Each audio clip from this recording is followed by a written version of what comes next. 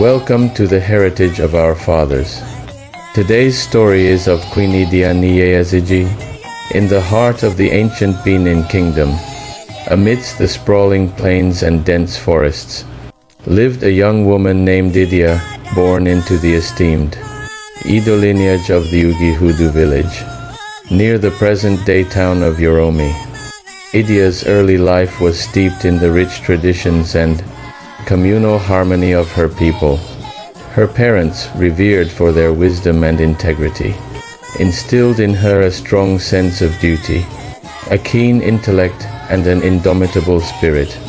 She always knew that she will become great. Even as a child, Idia stood out.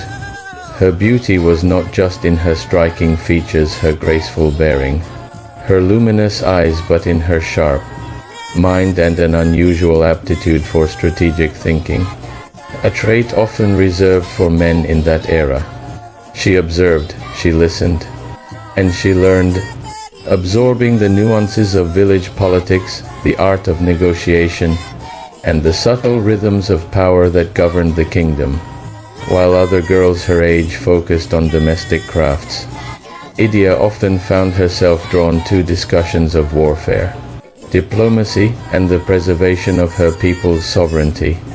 Her intelligence and composure did not go unnoticed.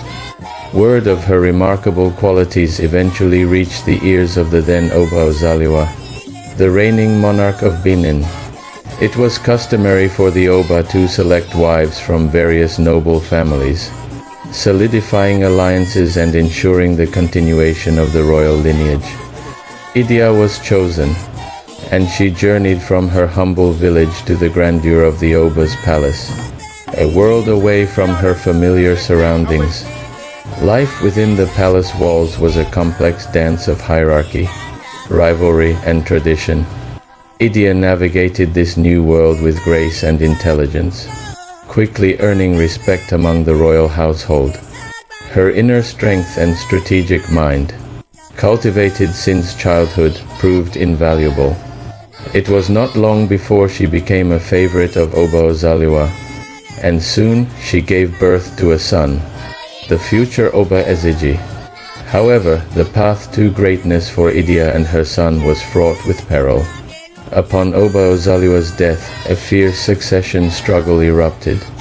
The kingdom was plunged into civil war as Esigie's half-brother, Arhwen, the Duke of Udo, challenged his claim to the throne. Arhwen was a formidable warrior, famed for his immense physical strength. It was said that he uprooted palm trees with his hands to sweep his compound. His challenge was a grave threat to Esigie's ascension. It was during this tumultuous period that Idia truly shone.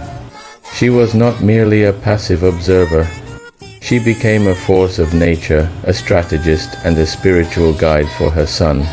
Recognizing the desperate situation, Idia rallied support for Esigie. She delved deep into the spiritual knowledge passed down through generations, utilizing her understanding of medicinal herbs, divination, and traditional warfare tactics to empower her son and his loyalists. She consulted oracles, performed rituals, most importantly, provided strategic counsel that belied her gender. Her wisdom and spiritual prowess instilled confidence in Esigie's army. Under her guidance, Esigie's forces eventually prevailed over Arhwenrens. The victory was not just a military one. It was a testament to Idia's unwavering resolve and her profound influence. With the civil war concluded, Esigie ascended the throne as Oba Esigie, the 17th Oba of Benin, in recognition of her extraordinary role in his victory and her pivotal contributions to the stability of the kingdom. Oba Esigie bestowed upon his mother the unprecedented title of Ioba, Queen Mother.